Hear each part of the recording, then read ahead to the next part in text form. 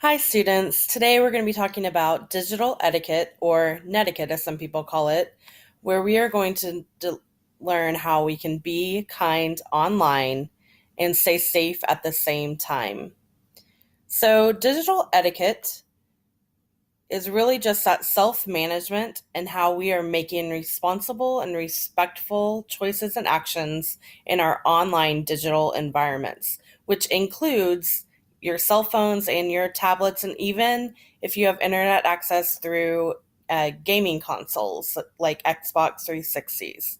So, anywhere where you have access to the internet, you need to be aware of the choices that you're making while you're online. You want to make sure that you are being kind, that you're posting and interacting carefully, and that you're respecting your privacy and the privacy of others. So let's look at what it means to be kind. When you are online and when you're interacting with others, you want to always first make sure that you're being true to who you are. Know yourself. You have your own values, you have your own beliefs and your own opinions, and those are important. So don't change yourself to fit in with what you think you need to portray online.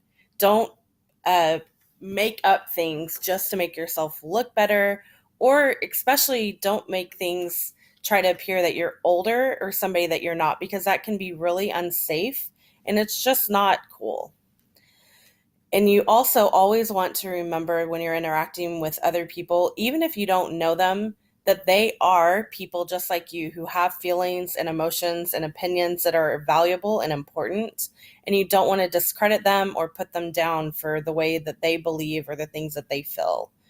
You want to treat others the way you want to be treated. So it's that golden rule. Just as you would treat people in person, you want to treat people online with that same respect and dignity.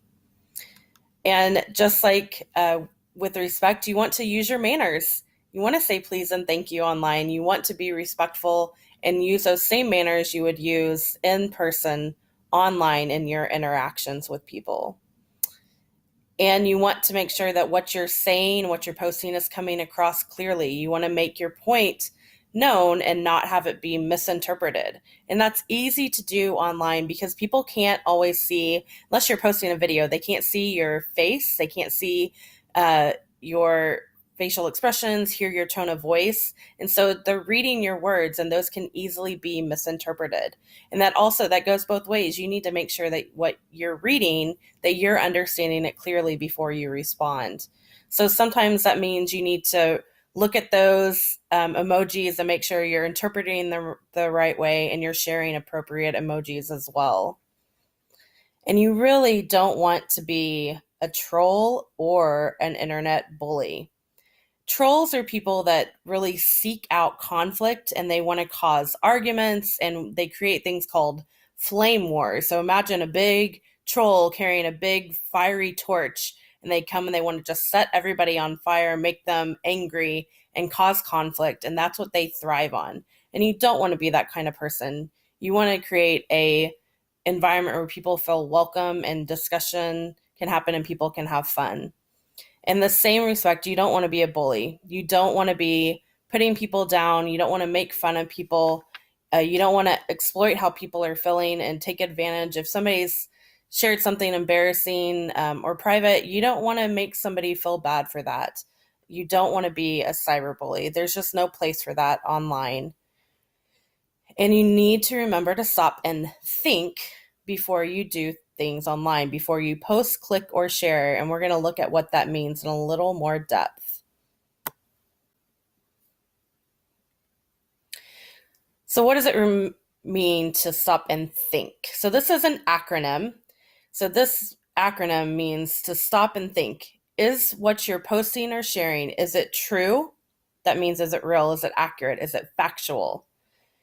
Is it helpful? Is this going to help somebody or harm somebody? Is it going to help you or is it going to make you look bad? Is it inspiring? Is this going to make somebody feel better? Is it going to lift them up? Is this going to make the world a better place?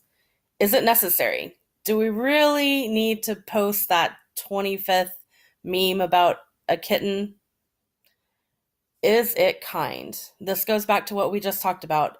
Is it the things that are going to make you look good? Is it going to represent who you are well? So you really want to stop and look through this acronym before you post, click, or share. And we always want to post carefully. So again, we're going to think through. We're going to pause. So really slow down before you click, share, or post, to pause, look through. Is it clear? Think about it. Is it helpful? Is it true? Is it inspiring? Is it necessary? And is it kind? And if it is, go ahead and click post. And you also, on the same thing, want to remember that the photos and the information that you share is not private. Even when you set your security settings, um, your photos they can be saved sometimes by other people, and they can be shared even if you've taken them down. So you want to make sure that what you're putting out there is appropriate and something that you would want to be out there. So really stop and think before you share. And you always want to keep your future in mind. You want to post thinking about the kind of life you want to have.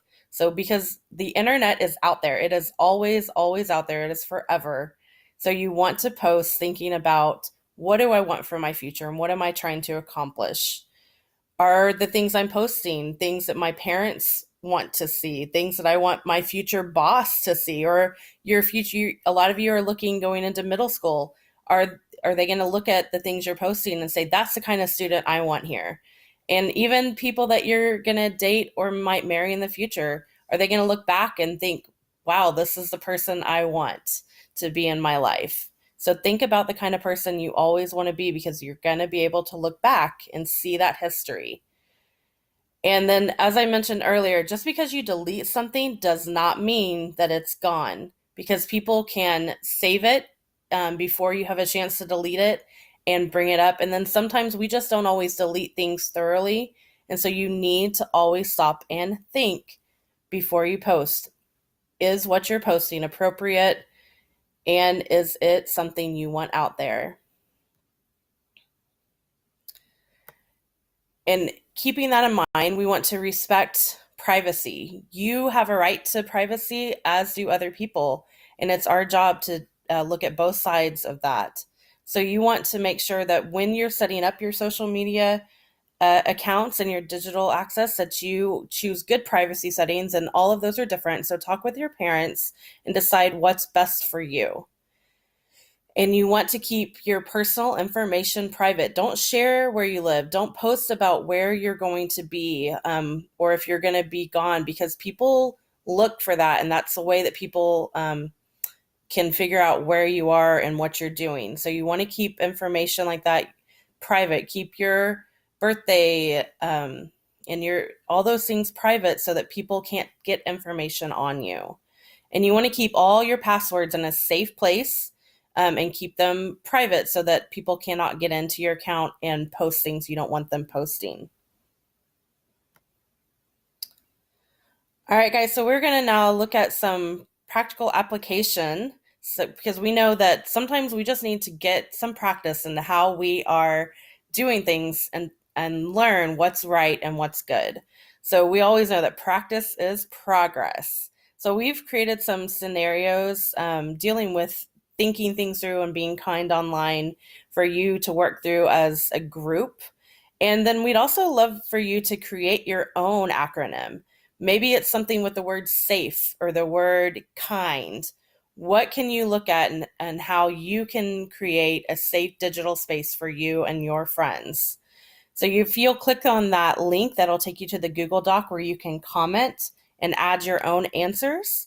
Or teachers, you can print that off and hand it out to your students for them to complete. And we've looked at this information today, why it's important, because we are engaged thinkers here, and that we know that looking at what we're doing online and our ethical guidelines helps us to apply information and technology and media to what we're learning, and to understand how those things are affecting our social and cultural contexts.